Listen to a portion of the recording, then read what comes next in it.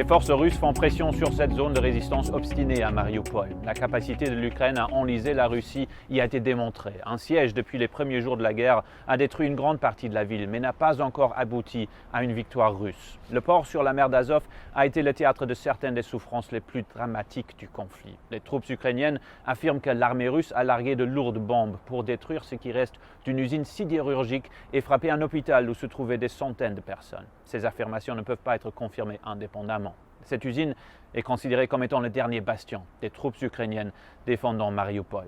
Les forces russes ont également intensifié leurs attaques le long du reste de la ligne du front dans la région du Donbass, une ligne de front qui s'étend sur plus de 400 km. En cas de succès, l'offensive russe couperait l'Ukraine en deux et donnerait au président Vladimir Poutine une victoire bien nécessaire après la tentative ratée des forces de Moscou de prendre d'assaut la capitale Kiev. Mais selon beaucoup d'analystes, ce conflit pourrait également se transformer en une guerre d'usure. La Russie tente de vaincre les troupes ukrainiennes les plus expérimentées et les plus aguerries qui combattent déjà depuis 8 ans les forces séparatistes pro-Moscou dans cette région du Donbass, majoritairement russophone.